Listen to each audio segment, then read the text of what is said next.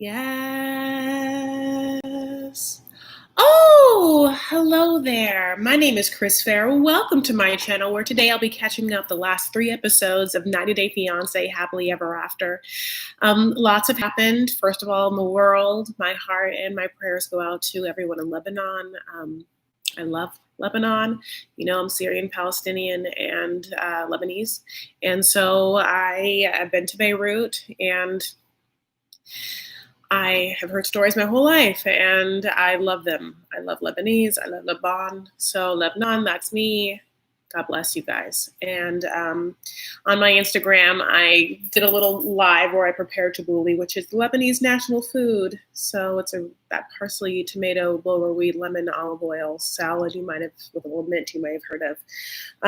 It's also the same colors as the Lebanese flag. So anyway, I also went on a huge, long road trip where I got to traverse the Western American frontier and do things like hike and stay in forests. I don't camp, but stay in lodges and forests and find waterfalls and swim in rivers. And it was really amazing. I went with my cousin, we merged, and then we met our other cousin, Kristen, there. I got COVID tested before I went, and I got after, and so did we all after. And we did all of these amazing, socially distant, nature-filled things while taking every precaution we could, including wiping things down, including sleeping in these silk sacks and washing our hands and sanitizing every moment, of course, the masks. I really am going to, A, upload a video where it's just a bunch of footage from that trip, and then B, I really want to link all the Amazon things I bought for that trip because I went crazy to make sure I was prepared for this. So my shoes for the trip, yeah, they held up. I had 2 good pairs of hiking boots, and one was not comfortable at all. They were the Columbia ones, but my Keen ones were great, so I'll link them. I'm so happy to see you guys here. Lindsay's here, Lisa's here, Mika's here, Dania, my Marie, my Fee. I am, I'm happy. I missed you guys. I did one little live while I was there, but it wasn't like what we're doing tonight. We're just talking about 90 Day Fiance Happily Ever After. What a crazy season. Oh, it's so interesting because I always realize, is this refrigerator loud? I could unplug it. Oh, well. I feel like I really have to get back on or have you guys inspire me to watch The Other Way because it doesn't seem as fun or as exciting as Happily Ever After is. So you guys tell me if I'm just missing out or if it's in fact not the greatest season. But let's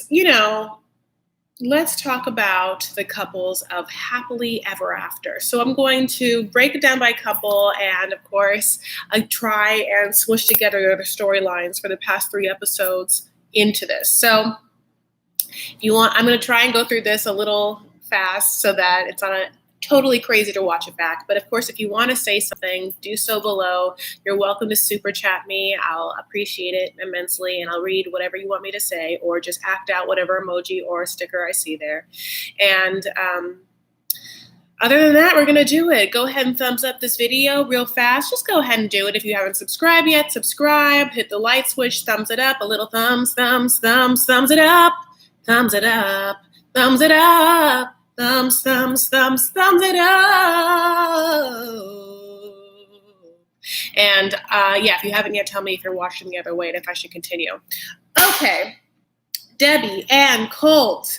Okay, I mean, I love that, this isn't about Debbie and Jess. I'm sorry, Colt and Jess. This is about Debbie and Colt. This is, okay, so Debbie and Jess have a conversation where Jess is they get to Brazil, right? And they get to Brazil, and Debbie has already doesn't like the fact that Colt, for some reason, decided to put them all in the same room. It was confusing if it was the same room or 2 rooms that are adjoining with the suite. Oh, yay, Marie! Thank you for the super chat. It's this guy, he's very cool. It's an air guitar. It's I think it's that. It could be something else, honey. It looks suspicious. I'm not going to be, I'm going to call a spade a spade. So suspicious looking emoji. I'm so happy you guys are here. Thank you so much, V. Marie. You're the best. Okay, so yeah, Colt for some reason either got them their own room, which is like, that's just producer here. So there's no way you thought that was gonna be okay. Like, are you really that cheap? Maybe he is that cheapy. So anyway, yeah, Debbie and Jess are not into that, and Debbie just wants to sleep, and for some reason Jess doesn't. I don't know what Jess expects. She's already coming in hot because of what Larissa told her, which is that Debbie is a monstrous nightmare troll. So Jess is like, "Come on, Debbie," whatever, and Debbie's like, "I just want to go to bed," "I'm tired." So she does, but there's already something afoot. So then Jess and Debbie talk, and Jess yeah, I want to have kids. I want to have them yesterday with your son, Cole. I'm not moving back here. My visa's going to expire, and then I'm just going to transfer visas into the K1, the one you know so well. And Debbie is just she's so upset, right? Because she's been down this road, this Brazilian road before, and it didn't lead to happiness before, plus the fact that she is straight up obsessed with her son. And he's obsessed with her, and it's so weird, and it's so freaky, and I mean, this is just and they don't get it, and it's basically a nightmare that we have to watch. I mean, it's a horror show. Halloween, whatever, Mommy Dearest, it's just the worst. By the way, my eyeliner looks good. Okay. So they go to meet Jess's family the next night, and Jess is nice to Debbie, and Debbie comes in, she doesn't know how she looks, honey. She just saunters in with a waddle, and then her little troll eyes with her troll, God bless mole or whatever that comes out of her head. And then she has the audacity, after all these people are welcoming her, to be Jess's dad is weird. Jess's dad is weird? I'm sorry. What? I mean, Jess's dad is weird. Have you seen you? You are nuts. What Jess's? Come on. Come on, Debbie.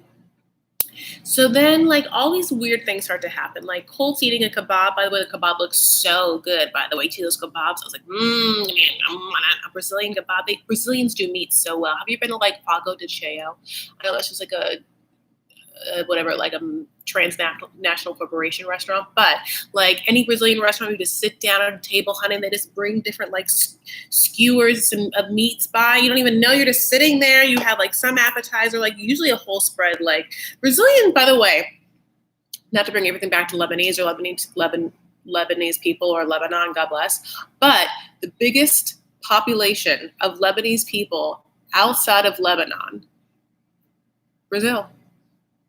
Huge amount. So much so that, like, I think that there's a lot of, like, similarities between the Brazilian and Lebanese food. Like, we infiltrate. Like, Brazilians make a version of kibbeh. It's absolutely true. But anyway, yeah, like, Brazilians, like, do things, like, they do meat down there really well. Like, Argentinians do steak really well, and Brazilians do a lot of, like, grilled meats really well. And I think that if you can go to one of the restaurants and you enjoy yourself with a little Brazilian meat, you'll be a happy camper. Or a happy glamper if you're me. She doesn't camp. Okay. So Colt is like eating some of the, kebab, and he like feeds some to Jess, and then like Jess eats some, and then Debbie's like, I want to try some. And then like her own son has to like takes him off his skewer, and like she like looks up at him as she eats it, like lovers. I mean, it's not good. It's not great. So then it just like Debbie is on one, just like competing with Jess the whole night. But what ends up happening is Jess is like over it, right? Because Larissa's told her what's up, and so like she knows that she's not gonna like take it a mess from this woman. So Debbie starts to ask Jess questions like, well, how do you know it's not too early, to start thinking about being together? And Jess is like, la, la, la, la, because it's like what I want. And I think that also this is what's happening. Colt is telling Jess that he wants A, to get married, and B, to have kids. So like, that's their conversation they're having. And then to have like Debbie, like, that's too early, when like her own son, who's been seeing this, is sitting in between them. Like, I think Jess is also like, that's why she's like, this is what your son wants. That's why I think that she's also like, Colt, you're a mama's boy, because you're like telling me one thing, and then like when your mom speaks up, you say not a thing. You are suddenly silent. So Jess is like, Debbie's like, what's going to happen after your visa expires, to Jess? And Jess is like, I'm going to stay in America, and Debbie's trying to get her to like say that she's not rushing things, or why she's rushing things. And she's asking like Jess's family, like, do you think that she's rushing things? Like, which is weird, because like, why wouldn't you just have a private conversation about that to the couple, that it's their business and it's your son? It's so weird. So Jess like kind of is like, no, you got to be quiet or whatever. And Debbie like takes that as like, she put her hand in her face, honey, and Debbie wants to go. She needs, like, she's tired. Debbie's tired. When Debbie's clock's up, honey, like Cinderella and the pumpkin, she got to get out before midnight. She's going to lose not only her shoe, her whole life. So she is like, I want to go. And then Colt's like, yeah, you can go. And then she's like, you're not going to go home with me? Colt's like, no, I'm here in Brazil, not for you. I see you all the time. I live with you. Like, I need to meet their family. This is like when I'm at their family's house. And like, that was a betrayal. I mean, and Debbie took that one hard. So Debbie gets in the car. She probably cries in that car all the way home like a Bachelor contestant who didn't get a rose. You know what I'm saying? So, but then Jess and Colt have a great night, get drunk. And the next morning, like, knocky, knock, knock, Colt comes to his mom's door. And honey, like, his hair's a mess. And like, he's like, takes some of her room service. Like, it's supposed to be like, he's been through it, like in a drunk type of way, And Debbie's like, I don't think what Jess did was very nice. And then like, he's such a little pea boy that he's just like, oh, I didn't recognize what was happening wasn't good for you. Like, yes, you did. You saw that they were fighting and you decided not to take any one side. You decided not to take a stand, like at all. You decided to like sit there tucked, sat on it.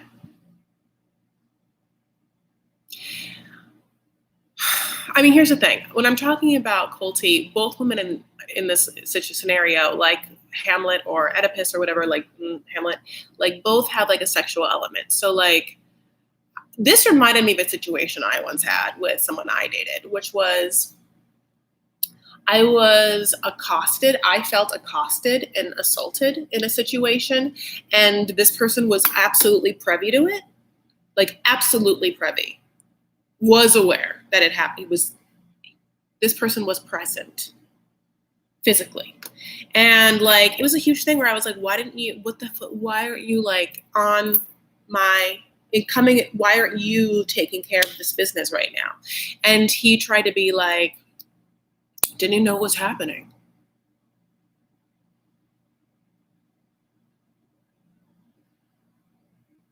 You know what's happening? Yes, you did. Yeah, you did. Your girl and this other person that are like coming to blows and whatever, and everyone in the room is paying attention but you for like 20 to 30 seconds. Yeah, And it's just like the same thing with Colty. Like, he's sitting in between them, like Debbie, Jess, they're fighting, for him to be like, I just was so obsessed with the kebab. I don't know, like, of course you do, but it's just like, oh God. Is like, it's triggering. Obviously that was triggering for me. So then Debbie comes up with an evil genius plan, which is that Debbie finds Colty and Jess come over. They're like, we're gonna go to the beach. Like, do you want to go to the beach? And Debbie's like, no, I'm okay. I can just stay here. You know, God bless. I don't know what this voice is. But then she's like, boy, I just got off the phone with Jess. Yes, Jess. The sort of like Latina lady that we all know Colty slept with that is taking care of her cats. Jess has like a goddamn conniption fit. She's like, that whore. Like, if I don't have to worry about Larissa and I'm not worrying about Debbie, I have to forget. I have to like Vanessa somewhat. I don't know. There's too many problems. Also, like, have you seen you in a bathing suit? Oh my God. Like, the things that this woman has to put up with to now like be like, I have to like try and pretend that I might lose you. Look at me, look at you. Have you seen me in the bathing suit? I have the biggest boobs, this biggest little butt, you know, like the smallest waist. And you, like him in those water shorts where you could like see what he was working with. It was so tiny. And I just kept calling him my little kitty or little boy or something like that. I forgot what word, but it was just like, it was a lot.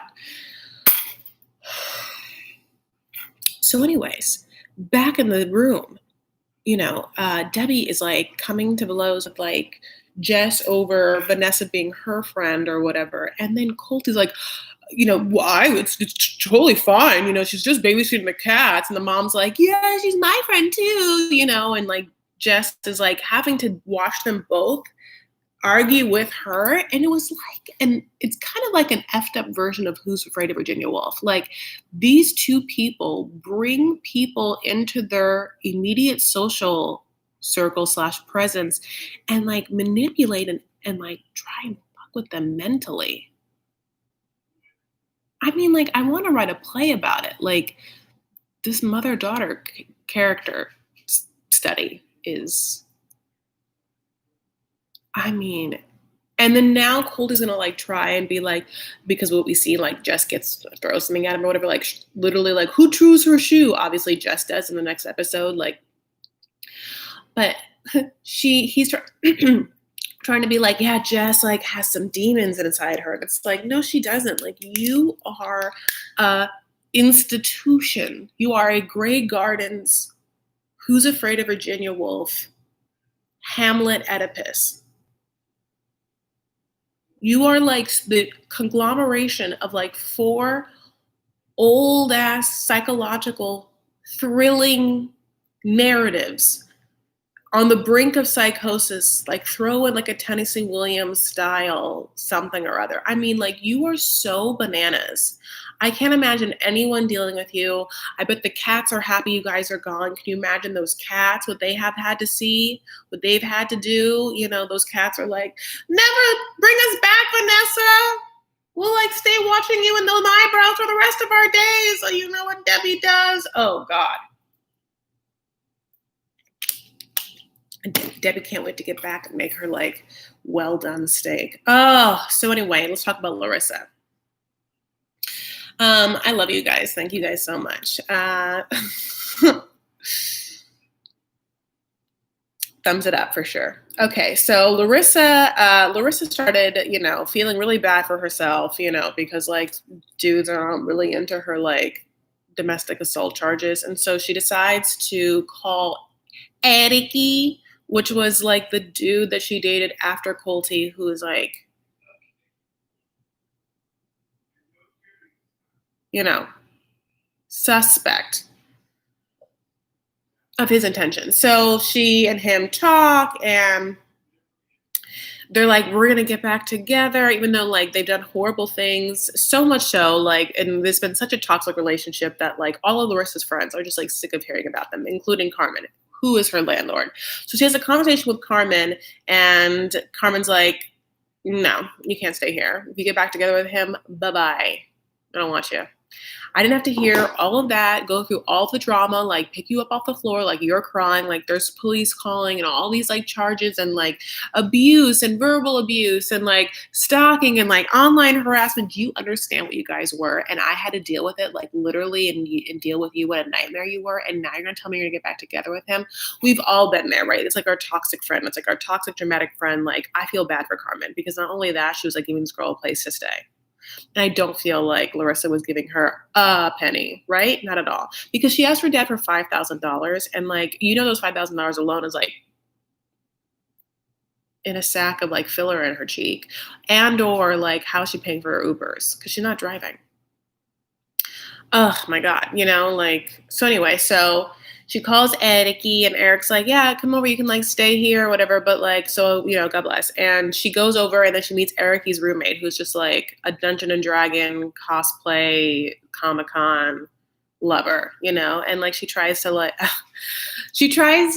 endear herself to him. I'd be like, I am also nerdy, and like, just because you like dated nerds doesn't mean like you are a nerd. So then like, so she moves in, whatever, to Ericy's house and this dude's house. And like, not nary like 2 days later, she like goes through Ericy's phone. Okay. And through Ericy's phone, she finds like a text message that he had with like one of his old biddies.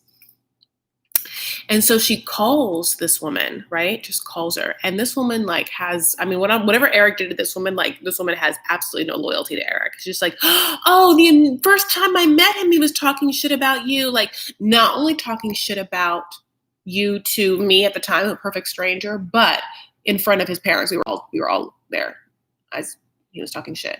And I know a lot of gross things about your sex life. And one time he hung out with Colty, your ex, and they described in detail the way in which you like, but like in English. And Larissa's just like, what? And it's like disgusted, and I get it. It's super gross. And I don't know what she did to him, but like, this is all coming out. And so she's literally listening to this woman, and this woman at one point is like, this woman's like, he's saying how you like used to suck his, and she's like, oh wait, the one saying at Ericy's home, and she's like, it was a really hilarious edit. So then Eric comes home. Hi, Dad. You want to come say hi? No? If Ellen. Yeah, he's showing me an Ellen thing. Just click hi. No. Okay. He doesn't have a shirt on, which is why. Right, Dad?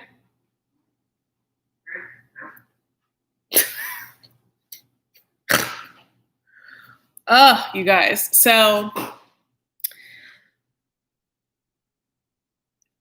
one of the B shots of her in Vegas is that I guess there's like a dispensary that will just send a man on a bike to pick you up. It's like a little like, I don't know if they had this in Vegas, but like, oh my God, if I was in my 20s, I would have done that. But going back, so she confronts Ericy, and Eric's like, I thought we said if we got back together, we would never talk about anything that happened while we were broken up, like the Ross and Rachel rule, like we were broken up. And she's like, yeah, I didn't think you were gonna like literally talk about like intimate parts of me to my ex and then tell your parents and random women, which you really can't argue with. It's gross. I don't know what she did again, but like, So then Larissa has to call Carmen honey and has to saunter back with her tail in between her legs. And Carmen has like put on all the makeup and all of the like clothes for this situation. And she is sitting there petting her like hairless cat while Larissa like tells her about what's happened. And she's like, I told you. And how many times, ladies, have we had to be in that scenario? Okay, Kalani and Asuelu. So this was like, whatever, but let me just tell you. So, this whole time Asuelu's been like, I want to get to my family in Samoa, but his mom actually lives in Washington with two of his sisters. He's not really close to his sisters. They're like half sisters. So turns out he doesn't really have to go to Samoa. He can just go to Washington to see family, which has significantly less measles So we're gonna do that instead, they decide.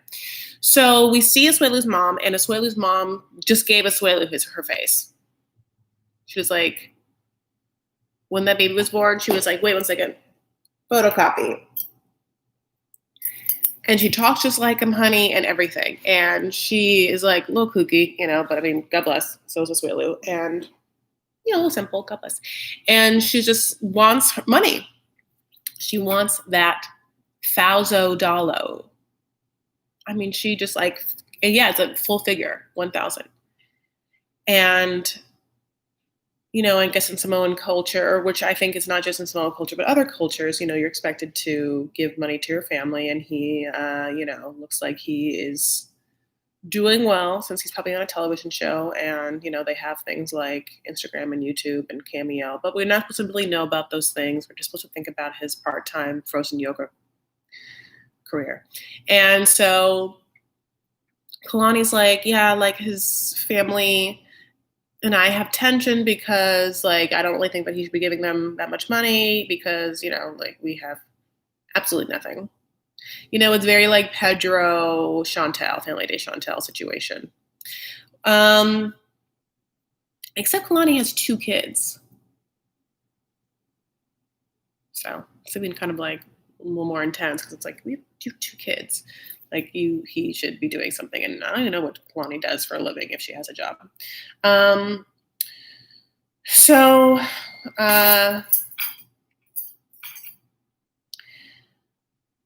They are in the car, honey. It's a long ass drive, or long ass flight, a long ass drive. And I guess Asuelu's parents, the mom and the sister was like put out a full feast for them. But like as they get in the car, like one of their babies just keeps crying. And so Kalani's like, we cannot go. I mean, come on, this is like crazy. Drop us off at the B&B and we'll do this tomorrow. And he's like upset. And I guess you guys and I wanted to like, why couldn't he just go? Why couldn't they just if there was like full food out and like if he felt so awkward, like how far away is the Airbnb from where his mom and his sister are staying? And if it's far away, why would you book a far away Airbnb? Like what are you trying to do in Seattle that like you can't like pack it near her and him, her and her, I guess, and make sure you're like close. And if they're close, why can't you just go over and say hi and be like, yeah, sorry, Kalani and the 2 kids are like sleepy time. But we also got to see like what's inside of a Samoan shop, which was interesting, right? It felt like a little like mildly Hawaiian too. And like he wants to buy everything. And by the way, the Samoan shop, like everything is incredibly overpriced. Like all the shirts are like $40 and they are not worth it. Just a bunch of canned meats. One canned meat was $45. Is that a caviar meat? Is that Chateaubriand? It's a lot. Okay, Angela and Michael. So Michael decides to have, sorry, my nose itches. So obviously, Angela comes to Nigeria for the 75th time, honey, and they're happy to be together. And she comes in hot, as she always does. There's always like drama with her at every time. But what ends up happening is he decides to have a meeting of women that used to live in America that now live in Nigeria as a way to sort of talk her into the possibility of staying in Nigeria.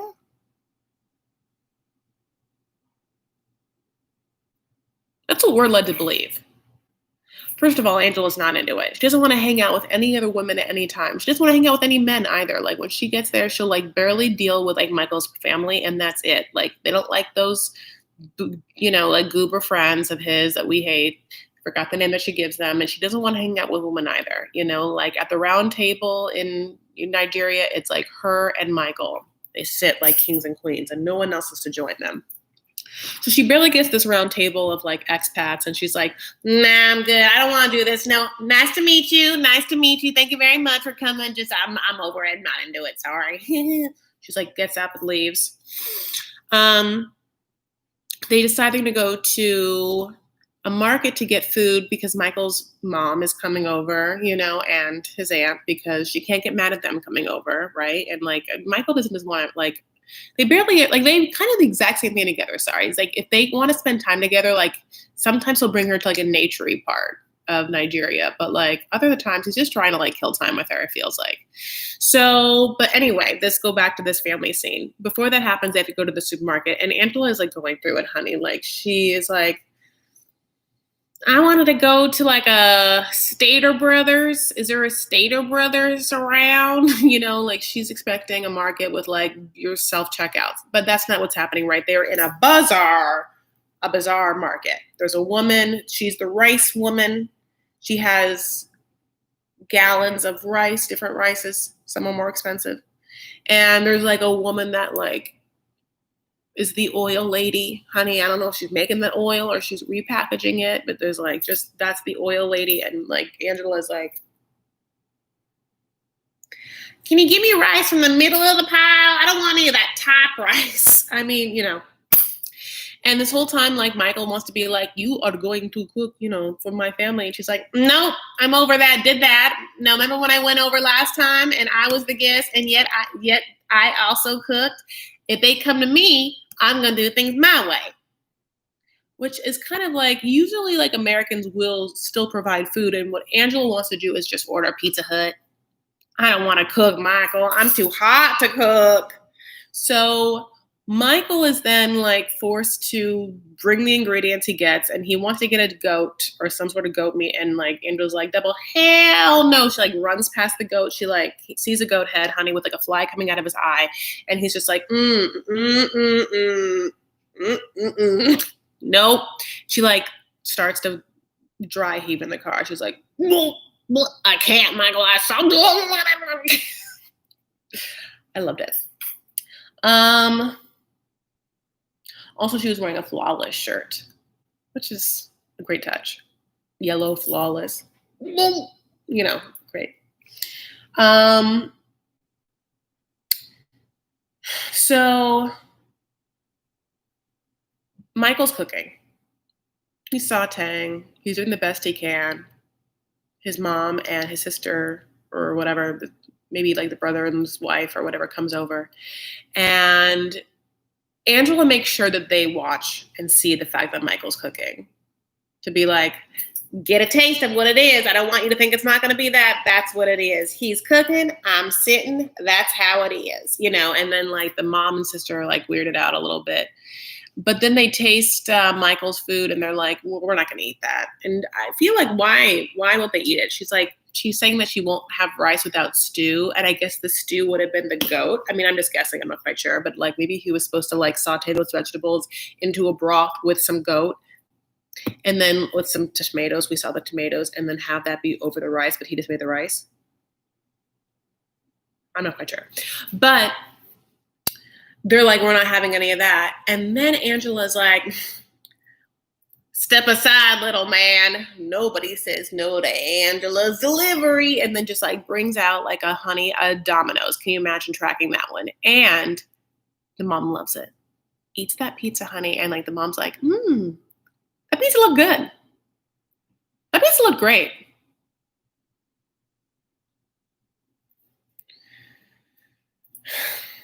How can you have any pudding if you won't eat your meat?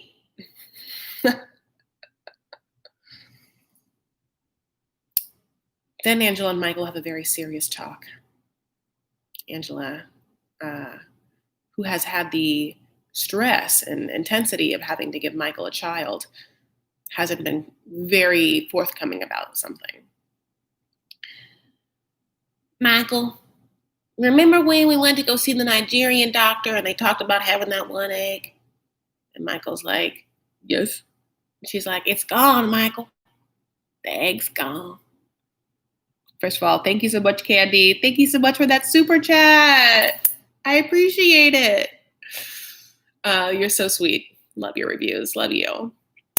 And she's like, Michael, that egg's gone. That's what the American doctor told me. And in its place is the possibility of cancer. Never got cancer. I can't tote no egg. I can't tote no egg. You're not having a child, Michael, because who would you have it with? And like Michael has to be like, oh, another woman? Is how we do it. I kind of always figured that would happen. But Angela's putting her foot in the sand, honey. And she's like, you aren't having a child if you're not having a child with me. And guess what? I'm not having a child because of X, Y, and Z. I barely have a period. She's like smoking a cigarette. She's like, I'm going to find out about the cancer diagnosis. And Michael's like, what'd you tell me? She's like, I'm going to find out I'm just going to have to call and find out. And I just didn't want to scare you. I also want to make sure it was going to be on good TV. So she calls her doctor. Seems like a very nice woman. And the doctor starts it off like, well, we did a full battery of tests, Angela. Your toes, they're okay. They're good. Your liver, doing fine. Now your kidneys, let's start talking about the fact that those kidneys look great. She's going through the parts of her body that are okay. And guess what? It's a lot. And finally your ovaries and the cancer. And immediately Angela smokes another cigarette, just tell me till it's straight, but guess what? She doesn't have cancer. By the way, for my females, the way this was presented was as if during a pap smear, she had it was presented that she had a biopsy, but it was confusing because it was was it really a biopsy or was it one of those things where you have atypical cells in your pap smear and they got to kind of freeze off a tip of your cervix. You know what I'm talking about? It's a little interesting how, because they were you have no precancerous cells, you have no this or whatever. And it was just a lot of females have to deal with the precancerous cervical cells. Usually you get what I'm talking about, which is a freezing of your cervix off. But colposcopy, Lindsay, you know what I'm talking about. So I was just, this doctor seems a little suspect and she definitely is how charming that you're smoking on this phone call. I mean, I don't know if she's real good. So let's go on to Libby and Andre. So this whole time, Libby has been in Moldova with Andre, and Andre feels like cock on the block, honey, with all his people around him and his mom, doing all the Moldovan mom stuff, that he gets to throw in Libby's face that she's not doing, even though she just had a baby and takes care of the baby nurses from her, and her whole family is the one taking care of them, and then she also works, and if it wasn't for her working, you would be homeless. That's what Libby's doing.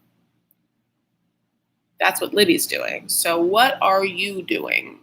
It's such an interesting thing to have people look, in this day and age, you either decide that you enjoy living akin to some gender roles or you don't. What works for you is what works for you. Gender roles, sexuality, all of that's a huge spectrum. It's just interesting if you have someone who expects certain things, but of their partner, and those things are somewhat traditional gender stereotypes, but you yourself aren't doing yours. What am I talking about? Andre, right? Andre is not making any money. He is the male, not making any money, not bringing home the bacon, not providing for his family, his wife, and his child. Now that's 100% okay, right? Because in the situation, in the sense of if Libby's happy because Libby's the one that has the opportunity to work right now. I know a lot of working women who are cisgender and also in heterosexual relationships, and they make more money than their husbands. And so their husbands are the ones staying at home and kind of doing the domestic thing and raising the kids or whatever. But then they also don't sit around and expect the woman to then also create all of the food and stuff like that and clean up and everything. Because they're busy doing what you should be doing in your mind. You know what I'm saying? That's what I'm saying. So we're going to have Andre be so one way with Libby, now you know how Moldovan women do it. And she's like, well, I tell you who doesn't know how Moldovan men do it, you. And this starts to be a crux in the whole trip. Libby's dad and brother arrive, and the dad and brother suddenly jump on what Andre's past is, as if it's not already goddamn late. It's too late. They're already married. You have a kid by them. If you wanted to know what his past was. Like, you should have done that a billion years ago. Like, they're stuck on the fact, like, why did he come to Ireland? Because, like, if he had a good job, which he says that he was a detective, then, like, why would he have left that to go be, like, a bouncer in Ireland? You know, because in their mind, why would Christopher Maloney give up SVU to be a bouncer in an Irish bar or whatever, right? And Andre is also being, like, somewhat secretive about that kind of stuff. And Libby is just, like, a little bit like Colty, like, caught in the middle. And she is honestly taking a bigger side, though. And, like, her side's a little against Andre because his family starts to come at him being like, why don't you have a job? And he's like, oh, well, Libby didn't want me to. And Libby's like, no, I did. No, like, I'll be honest, like, I want to stay home. I would much prefer you to be going out and making money. I want you to be working, and I want to stay home with the baby. Making things nice, making things pretty, that's my thing. That's what my sisters do. I'm jealous of the fact.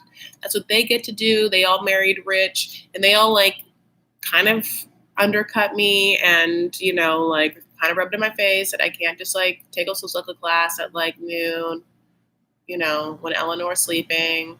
Beth, thank you so much for this beautiful super chat. And what a fun little guy. So anyway,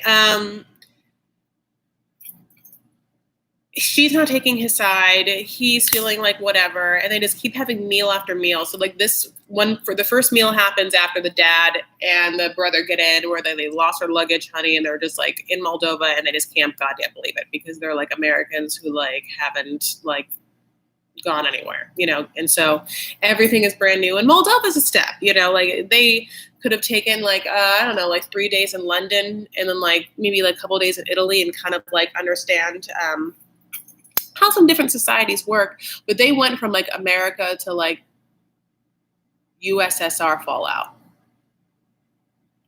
And it's a look.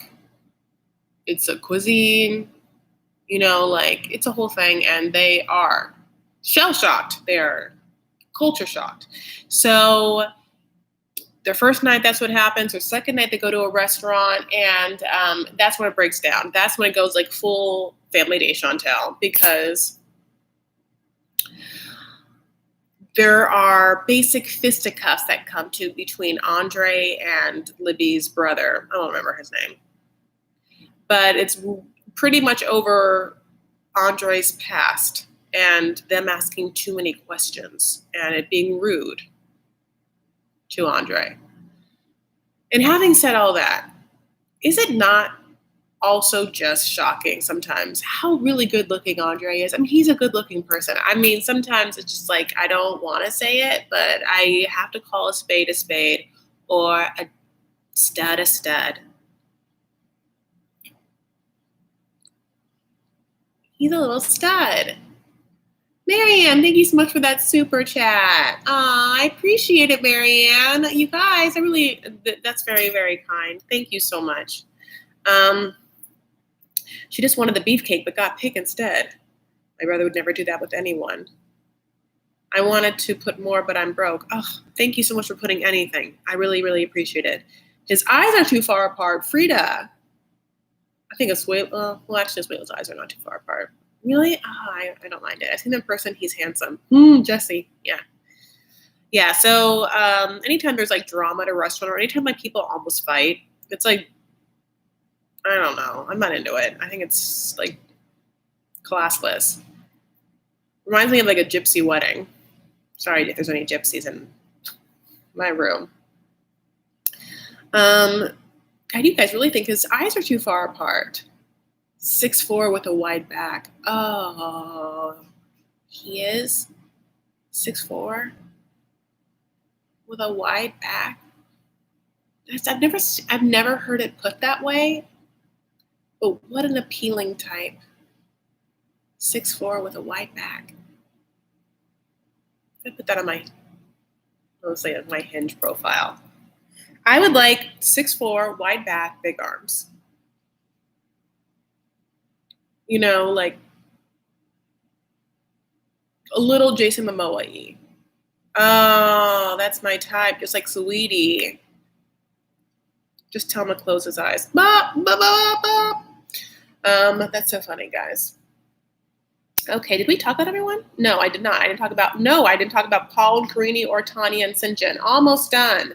So Paul and Karini, honey, Karini had put herself on the docket saying he better get a cute place for her and Pierre to live or she's going back. He's not gonna deal with you, Paul, And Paul is like going through it because he can't get a job because of his like record and he like literally is a Peter Pan, can't start push button engine. You know what I'm saying? Because it's just like some men can't do it. And he has been babied his whole life and he like just wants everyone to like give him free things and hands out and then like just can't actually do it himself. Can't like get it done. Ugh. But somehow he procures a really cute tiny home. Okay, and he is like, we're moving in here, and it's like clean and has like somewhat new appliances. And so Karini's in, and decides to go shopping with his mom. Like at first we're like, okay, why are you gonna talk to her? Like, what do you have to talk about? And then they're at a pet store, and they're like, okay, why'd you pick this place? And it's because he needs pet food. And so his mom like she's like, did you bring me here at the pet shop to buy you pet food? And he's like, yeah. Have you met me? My name is Paul. How many money? She's like, also Paul like can't help but buy things. Like we saw him like he went grocery shopping with Karini and he kept wanting to buy like everything that was on sale. I'll be like 10 for $10, and he's like, let's do it. And Karina's like, we literally don't even need one. He does the same thing in the pet shop. He's like 3 bones for $18. His mom's like, can't you just get bones? Cheap bones? He's like, no, I've tried. I feel like 3 bones for $18. Is that how much they usually are? Oh, I was gonna ask my dad, but he closed the door. His mom's like, are you happy with Karini? And we start to see like some elements of like, no, I'm not, but really she's not happy with me. And he's like, well, you just like rushed into it, and like pretty much Paul should of course never married Karini. And what we know now is that since the last episode before that aired, Paul and Karini had a whole thing that happened off camera recently where they had like a domestic situation where the police were called and she got out and she's saying that like she's with authorities and people like that helped her leave that situation, and then she like put a restraining order against Paul, and Paul was like, they're missing with Pierre and I'm so scared and stuff, but like really there's disaster and turmoil afoot because what's happening there and it's suspect. And I just like hope that Karini and Pierre are safe. I saw a long cameo that he once gave my friend, and he's on drugs, and I don't know which ones, so this is allegedly, but it felt like Ritalin or pills or Coke, like some sort of like, is Ritalin 290s? Adderall? I'm old. But it felt like he was like an upper. He was garbling a mile a minute on this cameo. I wish I had access to it. And repeating the same things over and over again. And then would be like, Karini, say something. And she'd be like feeding Pierre. And she'd be like, and he'd be like, she doesn't really want to talk right now. And it's like, that happened a couple times in this one person video. So I know that if you got a cameo from him, it's been a shit show and a nightmare.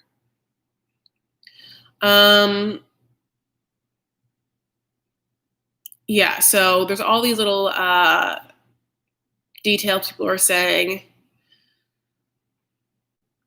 He was making vague threats about her green card expiring soon, and she might start an OnlyFans account that, my God, I don't know what it is. So last couple we're going to talk about is Tanya and Sinjin. So in the season, like I think Tanya's trying to give us like someone chiller, like she's actually looks great, she's not as mean. She still like doesn't think that he's her soulmate, but she's putting a lot of the blame on him for being an alcoholic. Now I'm not saying that he's not an alcoholic, nor am I saying that it's not a problem, but I think that one time, oh, thank you. You were saying my nails look cute. Thank you. I just got a chip just now making them tabbouleh. Makes me really sad. Chip nail polish. This is my life.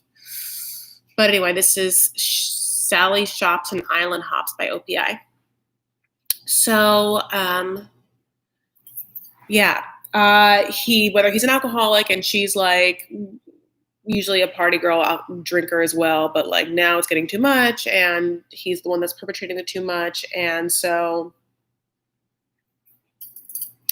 they're going to go to South America because his brother had like a medical emergency and he wants to make sure that everyone's okay. So his sister and his mom are waiting for them at the airport and they go through the flying process and it's a long process. And I just want to commend Sinjin and Tanya's content on the plane because that like they don't travel with people sometimes. I just like give them their cell phones and there was a lot of good content. Like at one point even like Sin was like recording himself like, and the lady has gone to bed, and like Tanya's like, she gets that window seat, honey, and she gets propped up.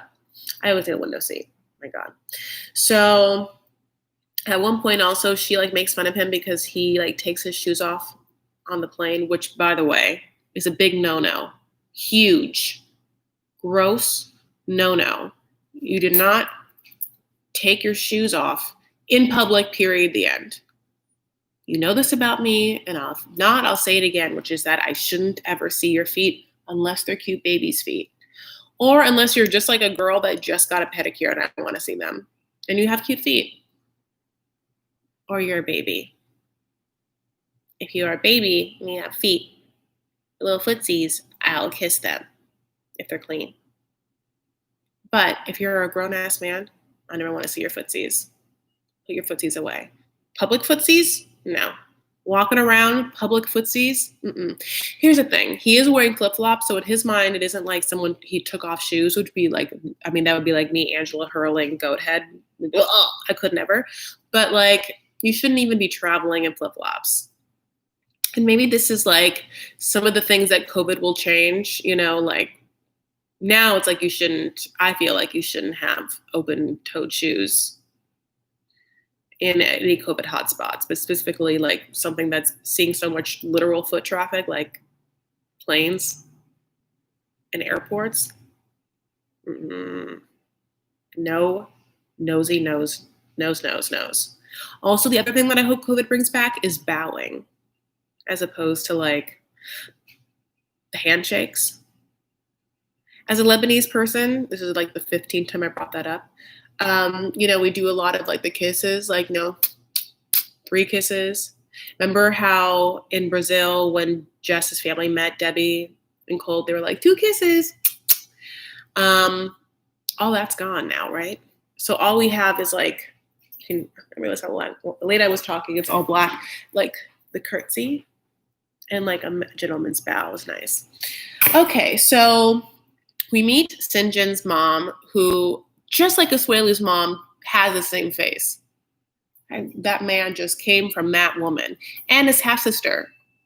I think it's his half-sister. Or it's his real sister that just happened years after. Like, that baby wasn't born until he was 13. But they're super close. So they get there, and the mom and the sister are so happy to see him. In fact, the sister's a little bit low-key acting like Sinjin is like a member of like NSYNC, and it's like 1999. She's like, she's like having a banner. He like, nice to see you, anyway, it's okay, it's fine. But we also get this like instance of understanding that like Sinjin's mom feels that, just like Debbie said, this relationship happened too fast and more from her side. That Sinjin had like never been serious with anyone, like ever. Like he just treated women like literal tissue paper, like would just like blow his nose in one and one would pop up again. So like they were so surprised when this brawny paper towel of a woman like stuck around, meaning Tanya. Oh, that is it. That is the episodes that I've missed. And I'm just like so into this season, and at the same time so excited for Stacey and Darcy to premiere Silva Twins, and also wondering again if I should jump back into The Other Way. I really need your help on that one. So that's all the 90-day running through my mind. Besides the fact that I want Karini and Pierre to be happy and okay, and I hope they are, and also excited for next week. Real excited and absolutely disgusted by Colty and Debbie, which I knew I was like the first season of beating them. And this has like already gotten to like another degree where I'm just like, they're psychos. Mm, they've killed someone before.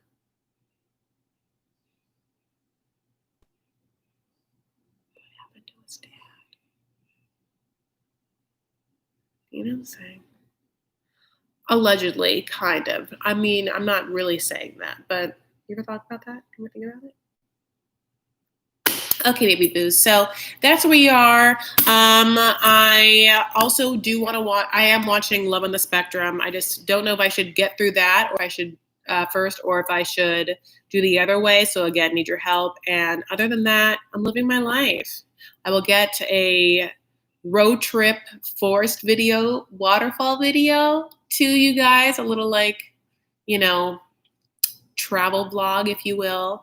And of course, you can follow me on Instagram and Twitter. I'm at Chris L. Farah, the L's for Lebanese, where my heart is tonight. And I also, again, just want to say if you can, think about donating a little money, pocket change to Lebanese Red Cross or UNICEF Lebanon.